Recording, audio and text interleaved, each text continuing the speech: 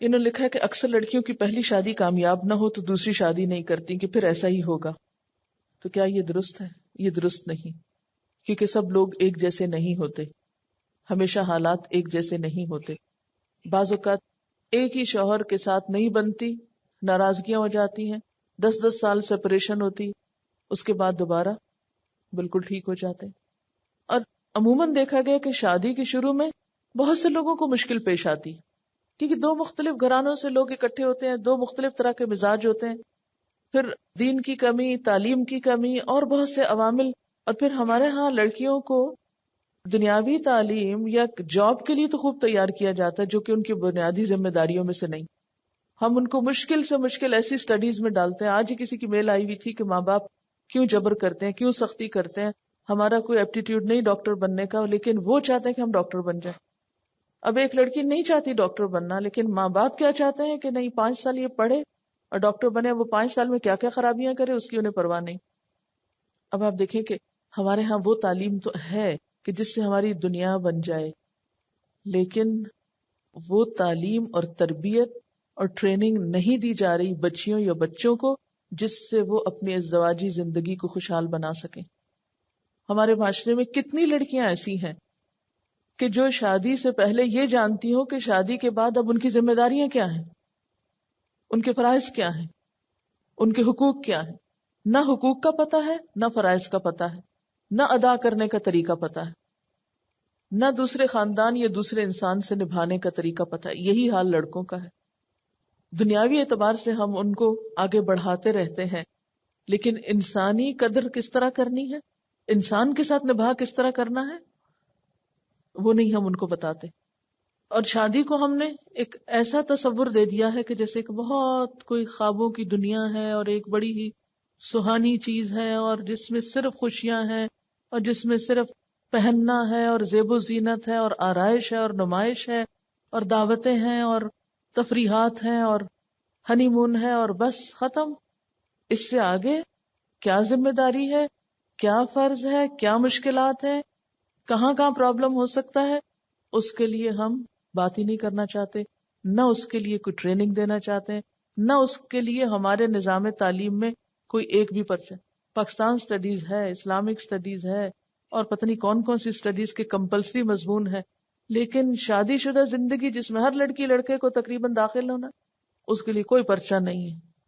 پورے نظام تعلیم میں کلاس 1 سے لے کر کسی بھی ہائیسٹ ڈگری کی بات کر لیں آپ، کوئی ادارہ اس طرح نہیں، کوئی ٹریننگ نہیں، کچھ نہیں. نتیجہ کیا ہو رہا ہے؟ کیوس پہ کیوس ہے، جھگڑے ہیں، فساد ہے، لڑائی ہے. دل کانپ کانپ اٹھتے ہیں ماں باپ کے بھی اور معاشرے کے بھی کہ آج نکاح ہوا، کل پتہ نہیں کیا خبر آتی. شادی نہیں ہوتی تو ایک تلوار لٹکی ہوئی ہے، ہو گئی تو اس سے زیادہ وہ قریب آ گئی لٹکتے ہوئے کہ اب دیکھیں کہ کہاں پڑتی ہے. تو نتیجہ کیا ہوگا پھر ایسے معاشرے کا؟ کس قدر ہم اللہ تعالیٰ کے احکامات کی نافرمانی کر کے اپنے ہی لیے مشکلات کھڑی کر رہے ہیں. اور پھر شادی کرنے کے لیے جو معیار ہے ہمارے، اس میں دین تو دور کی بات بھی نہیں. اور کیا کریں بیچارے لوگ دین کو لے کر، اس لیے کہ دین ہم نے چند ریچولز کا نام رکھا ہوا ہے کہ لڑکی نے بس حجاب اوڑھ لیا ہے، یہ نمازیں پڑھنے لگ گئی تو یہ دیندار ہو گئی ہے. حالانکہ دینداری اس سے آگے کی بھی چیز ہے. اخلاق اور کردار اور محبت اور ہمدردی اور ایک دوسرے کی خیرخواہی اور سیکریفائس، اس نام کی تو چیز ہی نظر نہیں آتی. کیونکہ شادی شدہ زندگی میں جب تک قربانی نہ ہو، ایک دوسرے کے لیے ہمدردی نہ ہو، کامیابی نہیں ہو سکتی. ہمارے ہاں جو ایک شور ہے اور جو بات عام ہے وہ کیا ہے؟ بس عورت حقوق مانگے، اور شاید حقوق مانگنے سے اس کو سارے ہی مل جائیں گے اور اس کی زندگی خوشحال ہو جائے گی. آج پڑھی لکھی اور ان پڑھ عورت سب کے ذہن میں یہ تو ضرور ڈالا جا رہا ہے کہ اس کو اپنے حقوق پتہ ہونے چاہیے اور اس کے یہ اور یہ لسٹ ہے حقوق کی، یہ اس کو ملنے چاہیے. لیکن یہ کوئی نہیں بتاتا وہ کیسے ملیں گے اور کس کو دینے ہیں. وہ ان کو سمجھانے والا یا ان کے دلوں کو نرم کرنے والا کوئی طریقہ موجود نہیں. تو اصلاح کیسے ہوگی، کہاں سے ہوگی، اور اس حکم پر کیسے عمل ہوگا جو سورۃ انزلناها وفرضناها میں آیا ہے. والصالحین من عبادکم و امائکم، اور صالحین صلاحیت رکھنے والے تمہارے لونڈی غلاموں میں سے. اب یہاں صالحین کا ایک معنی تو نیک کیا گیا ہے، ایمان والے کیا گیا ہے، اور دوسرا معنی صلاحیت رکھنے والے، یعنی وہ جو ازدواجی زندگی کی ذمہ داریوں کو نبھا سکیں. آزاد کے معاملے میں یہ شرط نہیں ہے، لیکن غلام کے معاملے میں یہ شرط ہے. کیوں؟ اس لیے کہ غلامی ایسی بہت سی صلاحیتوں کو انسان سے چھین لیتی ہے، اور خصوصاً نسل در نسل غلامی، کیونکہ عربوں کے ہاں غلام جو تھے وہ نسل در نسل غلام بھی تھے. تو جیسے غلامی کہتے ہیں نا کہ غلامی میں بدل جاتا ہے قوموں کا ضمیر، تو افراد کا ضمیر اور صلاحیتیں بھی ختم ہو کر رہ جاتی ہیں. اس لیے ان کے نکاح کے ساتھ صلاحیت کی شرط بھی رکھی گئی. عباد عبد کی جمع ہے اور اما امت ان کی جمع ہے. والصالحین من عبادکم و امائکم، کہ غلاموں اور لونڈیوں میں سے جو اخلاقی اور جسمانی اعتبار سے صلاحیت رکھنے والے ہوں ان کے نکاح بھی کرو. جو حقوق و فرائض کو سمجھتے ہوں، ادا کر سکتے ہوں، ان کا نکاح کون کرے؟ کیونکہ ان کے لیے بھی لفظ انکحو ہے، ان کے مالک کریں. ایامہ چونکہ ایم عورت کے لیے استعمال ہوتا ہے، تو عورت کے لیے بھی کیا ہے کہ اولیاء نکاح کر کے دیں. اور اسی طرح غلاموں میں صرف لونڈی نہیں، مرد غلام کا بھی نکاح اس کا آقا کرے گا، وہ خود نہیں کر سکتا اپنا نکاح، اس لیے انکحو کا صیغہ استعمال ہوا ہے. ان یکونوا فقراء، اگر یہ لوگ فقراء ہوں گے یعنی محتاج ہوں گے، کیونکہ عموماً شادی کے رستے میں رکاوٹ کیا چیز بنتی ہے؟ غربت، تنگ دستی، فقیری. تو فرمایا کہ اس فقیری سے مت ڈرو. اگر یہ فقراء بھی ہوں گے تو یغنہم اللہ من فضلہ، اللہ انہیں اپنے فضل سے غنی کر دے گا. واللہ واسع علیم، اور اللہ وسعت والا ہے، علم والا ہے. یعنی اس بات کے بہت چانسز ہیں کہ نکاح کے بعد اللہ ان کی تنگ دستی کو فراخی میں بدل دے. حدیث میں آتا ہے 3 شخص ایسے ہیں جن کی اللہ ضرور مدد فرماتا ہے. نمبر 1 نکاح کرنے والا جو پاک دامنی کی نیت سے نکاح کرتا ہے. نمبر 2 مکاتب غلام جو ادائیگی کی نیت رکھتا ہے. اور نمبر 3 اللہ کی راہ میں جہاد کرنے والا. ان کی مدد کا ذمہ اللہ نے لے رکھا ہے. لیکن اس کا یہ مطلب نہیں کہ جو محتاج بھی شادی کرے گا شادی کے بعد وہ فوراً مالدار ہو جائے گا، کیونکہ آیت کے جو ظاہری الفاظ ہیں ان میں اس مفہوم کے لینے کی گنجائش نظر آتی. مطلب اس آیت کا یہ ہے کہ انسان عموماً ظاہری نظر سے چیزوں کو دیکھتا رہتا ہے. اب اتنے پیسے ہو گئے ہیں تو اتنے میں تو شادی ہو سکے گی، ولیمہ کے لیے اتنے چاہیے، فلاں کام کے لیے اتنے چاہیے، اتنے میں گھر ہوگا، اتنے میں فلاں فلاں فلاں. اور پھر بعض اوقات بیوی کی ضروریات تک نہیں رہتے، پھر اس سے آگے چلے جاتے ہیں. اچھا اگر ایک بچہ ہوا تو اس کے دودھ کے لیے کتنے پیسے چاہیے ہوں گے، اور اس کے ڈائپرز کے لیے کتنے پیسے چاہیے ہوں گے، اور اس کے اسکول کے لیے کتنے چاہیں گے. یعنی بہت دور تک چلے جاتے ہیں صرف ظاہری اسباب کو سامنے رکھ کر. مجھے یاد ہے کہ جب میں پی ایچ ڈی کر رہی تھی تو وہاں جب میری تیسری بیٹی وہیں پر پیدا ہوئی تو اس دوران میں اس طرح کے رسالے اور چیزیں دیکھتی رہتی تھی جو بچوں سے متعلق ہوتے تھے. تو اس میں ایک اشتہار تھا کہ ایک نئے بچے کی آمد پر آپ کو اتنے پیسے چاہیے، اور اس کی ڈیٹیل دی ہوئی ہوتی تھی. کاٹ اتنے کی آئے گی، ڈائپرز اتنے کے ہوں گے، فیڈرز اتنے کے ہوں گے، فلاں فلاں فلاں چیز.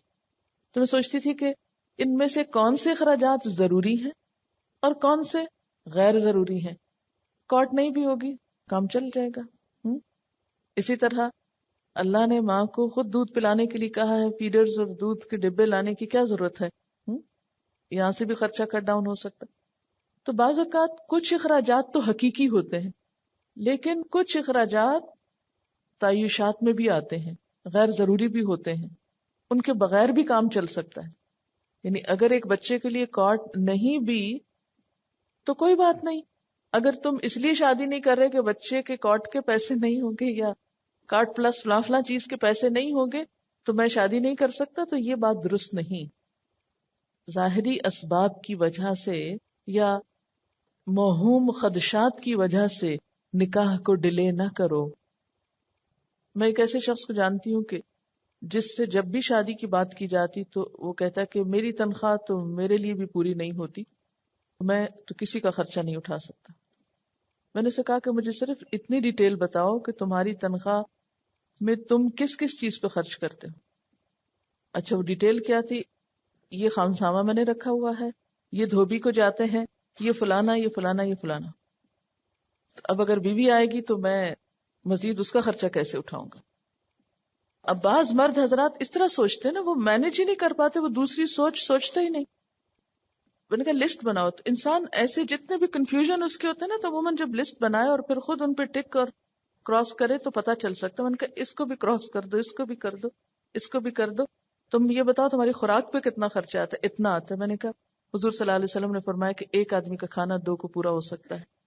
ابھی 2 کی سوچو, اس کے بعد آگے کی سوچنا. اب اس نے شادی کر لی اور کچھ ہی عرصے کے بعد باہر پوسٹنگ آ گئی اور وہاں دونوں بچے وہیں پیدا ہوئے. تو اب آپ دیکھیں کہ یکونوا فقراء, اگر وقتی طور پہ ابھی تمہیں لگ رہا ہے کہ تم خرچہ پورا نہیں کر سکتے, تم نے غیبی اسباب تو نہیں دیکھے. اور بعض اوقات ہوتا ہے لیکن ہمارے خیال میں وہ تھوڑا ہوتا ہے. تو ایسی صورت میں یکونوا فقراء, اگر وہ محتاج بھی ہوں گے, یغنہم اللہ من فضلی, توکل کرو, اللہ پہ بھروسہ کرو, موہوم خدشات کی وجہ سے نکاح کو مت ٹالو, اللہ اپنے فضل سے آنے والوں کے رزق کا بھی بندوبست کرے گا. اور بعض اوقات ایسا ہوتا ہے نا کہ نکاح سے پہلے انسان ایک آزادی کی زندگی بسر کرتا ہے, جہاں جی چاہا خرچ کر ڈالا, کچھ اپنے پہ کر ڈالا, کچھ دوستوں پہ کر دیا. اب جب شادی ہو جاتی تو بیوی آڑے آتی, قدرتی طور پر وہاں پر بچت ہونے لگتی. پھر یہ کہ شادی سے پہلے انسان کے اندر جو احساس ذمہ داری نہیں ہوتا, وہ شادی کے بعد ذمہ داری کا احساس بڑھ جاتا ہے کہ نہیں اب میری بیوی ہے, بچے ہیں, مجھے اور کام کرنا ہے, محنت سے کام کرنا ہے, یعنی جاب کے ساتھ پارٹ ٹائم کام بھی کرنا ہے, ڈبل کام کرنا ہے. اور ایسی بے شمار مثالیں ہیں معاشرے کے اندر. پھر اسی طرح بعض اوقات بیوی کسب معاش میں مددگار بن جاتی ہے, پھر اسی طرح بچت کا ذریعہ بنتی. بعض اوقات بیوی کے جو پیرنٹس ہیں, اگرچہ اسلام میں قانونی طور پہ ان سے کوئی ڈیمانڈ نہیں کی جا سکتی, لیکن اپنی بچی کی خاطر وہ بہت سی چیزوں میں مدد کر سکتے ہیں. بعض اوقات وہ صاحب حیثیت ہوتے ہیں. کبھی مرد کے لیے آمدنی کے ایسے ایسے ذرائع کھل جاتے ہیں کہ انسان کے وہم و گمان میں بھی نہیں ہوتے. اور یہ ساری چیزیں فیکٹس کی صورت میں موجود ہیں. یعنی یہ معاشرتی زندگی تو ایسی ہے نا جس میں ہر شخص کے پاس بہت سے قصے کہانیاں ہوں گے اس قسم کے. چونکہ مردوں کی عام طور پر شادی سے محروم رہنے کی وجہ غربت ہوتی ہے, اور وہ اپنے علاوہ کسی دوسرے کی ذمہ داری اٹھانا نہیں چاہتا, تو فرمایا کہ دیکھو اس معاملے میں اس چیز کو بہت بڑا ایشو نہیں بناؤ. پھر آپ نے یہ بھی دیکھا ہوگا کہ جب تک کسی لڑکے یا لڑکی کی شادی نہیں ہوتی تو ماں باپ دونوں پریشان رہتے ہیں, یہ کیا کرے گا, یہ بیوی کو مصیبت میں ڈالے گا. ماں پریشان رہتی ہے کہ یہ لڑکی تو بہت ہی کھلنڈری ہے اور یہ تو کوئی ذمہ داری نہیں اٹھا سکی, یہ تو سوتی ہی رہتی ہے تو اٹھ ہی نہیں پاتی. اور اکثر دیکھا گیا ہوگا کہ شادی کے بعد لڑکیاں جب بچے پیدا ہوتے ہیں تو سب سے پہلے اٹھ کے بیٹھ جاتی ہیں, کسی کو اٹھانے کی ضرورت نہیں پڑتی. میں نے نہیں دیکھا کہ کسی ماں نے کوئی ایسا الارم لگایا ہو کہ جب میرا بچہ روئے تو وہ بھی ساتھ ہی بج اٹھے اور اس کی وجہ سے میں اٹھ سکوں. بچے بذات خود ایک بہت بڑا الارم ہوتے ہیں. تو یکونوا فقراء, اگر شادی سے پہلے ایک فقیری کسی کیفیت ہے, سہمے سکڑے ہوئے ہیں, کوئی کانفیڈنس نہیں, کوئی چہرے پر رونق نہیں, تو آپ نے دیکھا ہوگا کہ شادی کے بعد لوگوں کے اندر ایک ڈراسٹک چینج آتا ہے, ان کی پرسنالٹی بدل کے رہ جاتی ہے. بعض لڑکیاں تو میں نے دیکھا وہ اتنی خوبصورت نظر آنے لگتی ہیں بعد میں, یعنی اگر ان کی موافقت ہو جائے اور بعد میں اچھے حالات میسر آئے تو ماں باپ کے گھر میں ان کے چہرے پہ کوئی رونق نہیں ہوتی, اور بعد میں وہ بہت ایک ذمہ دار اور بہت بااعتماد اور جسے کہتے ہیں کہ معاشرے کا ایک واقعی پروڈکٹیو اور ایک کارآمد شخص بن جاتے ہیں. پھر فرمایا واللہ واسع علیم, اللہ وسعت والا ہے, علم والا ہے, وہ جانتا ہے کہ شادی کے بعد ایک اکیلا اور 2 11 مل کے جب کام کریں گے تو بہت سی برکت ہو جائے گی. لیکن بعض حالات غربت اور فقر کے بہت جینون ہوتے ہیں. اس میں مثلاً ایک طرف فقر بھی ہے اور دوسری طرف بیماری بھی ہے. تیسری طرف کوئی صورت نظر نہیں آتی کہ حالات بدلیں. ایسی صورت میں پھر جب انسان واقعی جینونلی دیکھ رہا ہو، یعنی اس میں دو کیسز ہیں نا، ایک تو ظاہری خطرات خدشات ہیں اور ایک حقیقی مجبوری بھی ہوتی ہے، بہت ہی مفلسی ہوتی ہے. اس صورت میں پھر انسان کیا کرے؟ وَلْيَسْتَعْفِفْ، پاک دامنی اختیار کرے. یا جب تک رشتہ نہیں ہوتا تو کیا کرے انسان؟ وَلْيَسْتَعْفِفِ الَّذِينَ لَا يَجِدُونَ نِكَاحًا، چاہیے کہ پاک دامنی اختیار کریں وہ لوگ جو نکاح کی وسعت نہیں پاتے. اور پاک دامنی کے لیے کیا کرے؟ یہ آیت ان لوگوں کے سوال کا جواب ہے جو کہتے ہیں کہ شادی نہ ہو رہی ہو تو پھر کیا کیا جائے. ان فطری جذبات کی تسکین کے لیے کون سا حرام طریقوں میں سے کم حرام ہے یا کم گناہ والا ہے کہ اس کو اختیار کر لیا جائے؟ نہیں، کوئی بھی نہیں. کہا وَلْيَسْتَعْفِفْ، غلط طریقوں کی طرف نہ جائیں، اس کے برعکس پاک دامنی اختیار کریں. یعنی جب تک شادی کی استطاعت نہ ہو جائے، حالات موافق نہ ہو جائیں، کام ختم نہ ہو جائیں. کیونکہ کئی قسم کی ذمہ داریاں ہوتی ہیں نا. مثلا کوئی طالب علم ہے، اس کو پڑھنے کا شوق ہے، ہائیسٹ ڈگری میں اس کو بہت وقت لگ رہا ہے، بہت ٹائم کنزیومنگ ہے، بہت مصروفیت کا کام ہے. ایسے میں اگر وہ سمجھتا ہے کہ ابھی شادی نہ کرنا زیادہ بہتر ہے، یا حقیقی غربت ہے، یا کوئی بھی ایسے اسباب کہ جو انسان کے لیے شادی کے راستے میں رکاوٹ ہوں، تو وہ کیا کریں؟ لوگ پاک دامنی اختیار کریں. اور پاک دامنی کے لیے کیا کریں؟ روزے رکھیں. آپ صلی اللہ علیہ وسلم نے فرمایا، اے جوانوں کی جماعت، تم میں سے جو شادی کی طاقت رکھتا ہے اسے شادی کر لینی چاہیے، اس لیے کہ اس سے آنکھوں اور شرمگاہ کی حفاظت ہو جاتی ہے. اور جو شادی کی طاقت نہیں رکھتا اسے چاہیے کہ وہ کثرت سے روزے رکھے، یعنی نفلی روزے. روزے اس کی خواہش کو قابو میں رکھیں گے. تو یہ ہے وَلْيَسْتَعْفِفْ کا معنی. حَتَّى يُغْنِيَهُمُ اللَّهُ مِنْ فَضْلِهِ، یہاں تک کہ اللہ اپنے فضل سے ان کو غنی کر دے، یہاں تک کہ اللہ تعالیٰ ان کے لیے مواقع پیدا کر دے. یعنی کچھ بعید نہیں کہ تمہاری یہ عبادت اللہ قبول کر لے، کیونکہ روزہ ایک عبادت ہے نا، صرف وہ ضبط نفس کا ذریعہ نہیں، ایک عبادت بھی ہے. ہو سکتا ہے تمہاری اس عبادت کا صلہ تمہیں دنیا میں یہ ملے اور اللہ تمہاری شادی کے لیے راستے آسان کر دے. اور خاص طور پہ روزہ رکھ کے جو افطار کے وقت دعا کی جاتی وہ قبول ہوتی.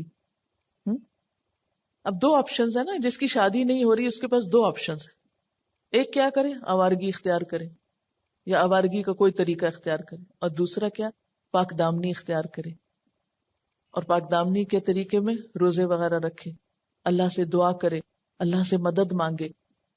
تو یہ جو پاک دامنی کا طریقہ اختیار کرو گے، اس سے اللہ تعالیٰ تمہارے اوپر رحمت و برکت کرے گا. کیونکہ بعض والدین کو دیکھا گیا نا کہ ان کے پاس مال ہوتا ہے، وہ بچی کے لیے ایسا رشتہ چاہتے ہیں کہ جو لڑکا بے شک زیادہ مالدار نہ ہو لیکن شریف ہو. وہ خود اس کو کاروبار لگا کے دینے کو تیار ہیں یا اس کی مدد کرنے کو تیار ہیں، لیکن ان کی پرائرٹی کیا ہے؟ کہ شریف لڑکا ہو. تو ہو سکتا ہے کہ ایک شخص جو روزے دار ہو، نیک شریف ہو، پاک دامن ہو، اس کی پاک دامنی کسی کی نگاہوں میں ایسی جچ جائے کہ اس کے لیے رستے کھل جائیں. ایسی مثالیں بھی ملتی ہیں. حَتَّى يُغْنِيَهُمُ اللَّهُ مِنْ فَضْلِهِ، ایسا شخص اللہ کے فضل کا پھر انتظار کرے. تو ان دو آیتوں میں کیا پتہ چلتا ہے؟ کہ معاشرے کے اندر حرام سے بچنے کے لیے، زنا سے بچنے کے لیے ایک طرف تو نکاح کرو، آزاد کا بھی، ایامہ کا بھی، اور دوسری طرف صرف ایامہ کا نہیں بلکہ عباد اور اماء کا بھی، یعنی غلاموں کا بھی، لونڈیوں کا بھی. معاشرے میں کوئی بھی کسی وجہ سے اس حق سے محروم نہ ہو. اگر کم مال ہے تو ہو سکتا ہے اللہ تعالیٰ مزید وسعت پیدا کر دے، اور اگر بالکل ہی نہیں تو بھی پاک دامنی اختیار کرو حتیٰ کہ اللہ اپنا فضل کر دے. لیکن حرام کی تو کوئی گنجائش نہیں، کوئی اجازت نہیں. بعض اوقات شادی نہ ہونے کی ایک بڑی وجہ یہ بھی ہوتی ہے کہ معمولی معمولی باتوں پہ رشتے ریجیکٹ کرتے رہتے ہیں. کبھی قد کو مسئلہ بنا لیتے ہیں، کبھی رنگ کو، کبھی ذات کو، کبھی کسی چیز کو. تو حدیث میں آتا ہے کہ اگر تمہارے پاس ایسے شخص کا رشتہ آئے جس کے دین اور اخلاق سے تم مطمئن ہو تو اس کا رشتہ قبول کر لو. اگر تم ایسا نہیں کرو گے تو زمین میں بڑا فساد ہوگا. یہ لکھتے ہیں کہ تھرسڈے ریویو میں ایک آرٹیکل آیا تھا ان خواتین کے بارے میں جن کی شادی نہیں ہوئی. ان میں سے کچھ نے کہا ہمیں اب شادی کی ضرورت محسوس نہیں ہوتی کیونکہ ہم خود کما رہے ہیں، اکیلے رہتے ہیں. کچھ نے کہا کہ ہماری شادی شدہ دوستیں اپنے شوہروں کے سامنے ہم سے تھریٹنڈ فیل کرتی ہیں اور اس لیے بعض گیدرنگز میں نہیں بلایا جاتا. پاکستان میں ایک نیا ٹرینڈ شروع ہوا ہے کہ عورتیں سنگل رہنے میں فخر محسوس کرتی ہیں. اگر عورتیں مالی طور پر انڈیپینڈنٹ ہو بھی جائیں مگر کیا وہ ایموشنلی انڈیپینڈنٹ ہو سکتی ہیں؟ یہ کس کیٹیگری میں آئے گا؟ ایک لڑکی جس کی عمر 26 سال ہو چکی ہے، وہ اپنے لیے آنے والے ہر رشتے کو یہ کہہ کے ریجیکٹ کر دیتی ہے کہ فلاں کا قد چھوٹا ہے، اس کے بال کم ہے، اس کی داڑھی ہے، وغیرہ وغیرہ. اور وہ دلیل یہ دے کہ اسلام میں اس چیز کی اجازت ہے کہ پسند نہ آئے تو منع کر دو. پلیز اس چیز کو ہائی لائٹ کریں کیونکہ آج کل کی ہر لڑکی کا یہی مسئلہ ہے، جب تک ان کی مرضی کا چاکلیٹ ہیرو نہ مل جائے وہ شادی کے لیے تیار نہیں ہے. اور وہ مل جائے تو پھر کیا سارے مسائل حل ہو جاتے ہیں؟ پھر کچھ اور شروع ہو جاتے ہیں. قرآن پاک میں آتا ہے نا کہ وَعَسَىٰ أَن تَكْرَهُوا شَيْئًا وَهُوَ خَيْرٌ لَكُمْ وَعَسَىٰ أَن تُحِبُّوا شَيْئًا وَهُوَ شَرٌ لَكُمْ. ہو سکتا ہے ایک چیز تمہیں ناپسند ہو لیکن اسی میں تمہارے لیے بھلائی ہو، اور ایک چیز تمہیں پسند ہو اور وہ تمہارے لیے اچھی نہ ہو.